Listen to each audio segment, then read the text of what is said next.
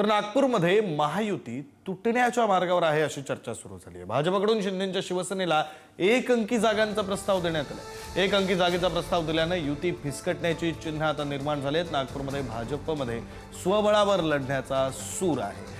151 पैकी 120 जागांचा आकडा गाठता येईल का यावर विचारमंथन सुरू आहे। केंद्रीय मंत्री नितीन गडकरींच्या निवासस्थानी मॅरेथॉन बैठका पार पडत आहेत। मुख्यमंत्री फडणवीस, मंत्री बावनकुळे, आमदार, कोर कमिटीच्या पदाधिकाऱ्यांमध्ये स्वबळावर लढण्यासंदर्भात चर्चा होते। शिंदेची शिवसेना आणि अजित पवारांच्या राष्ट्रवादी प्रतीक्षेतच जागा वाटपावर एकमत न झाल्यानं चर्चा निष्फळ ठरली आहे। नागपुरात भाजपकडून नव्या दमाच्या तरुणांना संधी दिली जाणार आहे। निष्क्रिय सर्वेक्षणात मागे पडलेले जुने चेहरे हे वगळले जाणार आहेत। 2 ते 3 टर्म पूर्ण केलेल्यांना विश्रांती देण्याचे संकेत देण्यात आलेले आहेत। अधिकचे तपशील देत आहेत प्रतिनिधी जितेंद्र शिंगाडे। जितेंद्र, विक्रांत, अवघे 2 दिवस शिल्लक आहेत, म्हणजे आज आणि उद्या उमेदवारी अर्ज दाखल करण्याचा। मात्र अजूनपर्यंत जागा वाटप निश्चित झालेलं नाही। त्याचबरोबर उमेदवारांची यादीही जाहीर झालेली नाही। त्यामुळे मोठ्या प्रमाणात मित्रपक्ष असतील, म्हणजे महायुतीतील घटक पक्ष शिंदेची शिवसेना असेल किंवा अजित पवारांची राष्ट्रवादी असेल,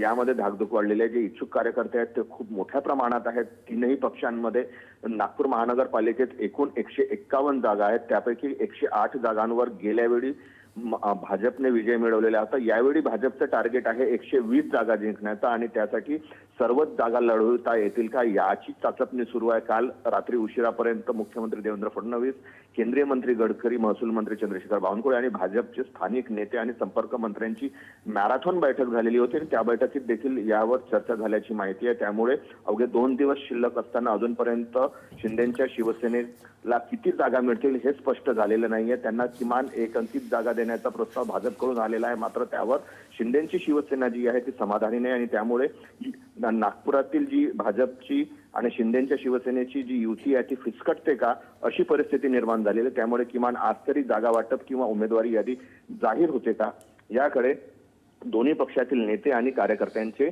लक्ष लागलेलं असेल। धन्यवाद जितेंद्र, दिलेल्या या सगळ्या सविस्तर माहितीसाठी।